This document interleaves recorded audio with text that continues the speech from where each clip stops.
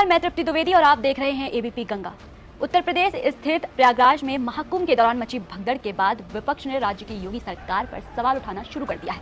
इसी क्रम में नगीना से सांसद और आजाद समाज पार्टी के नेता चंद्रशेखर आजाद ने सरकार का इस्तीफा मांगा है। उन्होंने कहा है कि अब सरकार को सत्ता में रहने का कोई अधिकार नहीं है। चंद्रशेखर आजाद ने सोशल मीडिया साइट एक्स पर लिखा, मैंने सोचा था कि मुख्यमंत्री योगी आदित्यनाथ जी जो लंबे समय तक धार्मिक कार्यों से जुड़े रहे, कम से कम धार्मिक आयोजनों को सुव्यवस्थित ढंग से संपन्न करवा पाएंगे, लेकिन यहाँ भी निराशा ही हाथ लगी।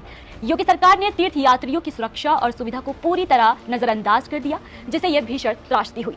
सांसद ने लिखा, यह हादसा सरकार की घोर लापरवाही, अक्षम प्रशासन और कुप्रबंधक का प्रत्यक्ष प्रमाण है।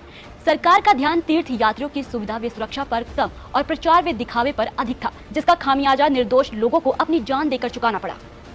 उन्होंने कहा कि यह केवल एक दुर्घटना नहीं बल्कि सरकारी विफलता का घिनौना उदाहरण है। इतने बड़े धार्मिक आयोजन में इस स्तर की अव्यवस्था और अराजकता साबित करती है कि सरकार की प्राथमिकता केवल इवेंट मैनेजमेंट और फोटोशूट तक सीमित रह गई है।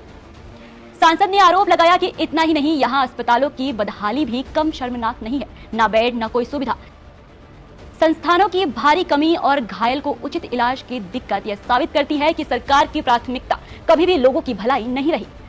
सांसद ने सरकार से 4 प्रमुख मांगे भी की। उन्होंने लिखा, योगी सरकार से तत्काल निम्नलिखित ठोस कदम उठाने की मांग करता हूँ।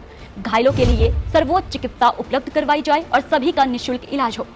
मृतकों के परिजनों को 1-1 करोड़ रुपए का मुआवजा दिया जाए। घटना के जिम्मेदार अधिकारियों और प्रशासनिक तंत्र पर कड़ी कार्रवाई की जाए। भविष्य में ऐसे आयोजनों में आपदा प्रबंधन और सुरक्षा के कड़े उपाय सुनिश्चित किए जाए।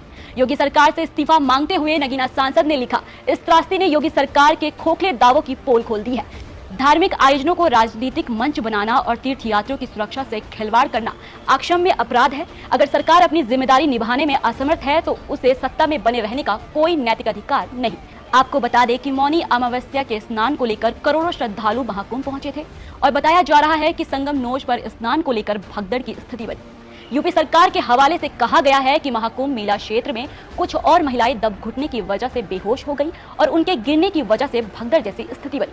जैसे ही हालात बिगड़े, तुरंत एम्बुलेंसों को मौके पर बुलाया गया और 25 से 30 लोगों को महाकुंभ में बने केंद्रीय अस्पताल समेत प्रयागराज के दूसरे अस्पताल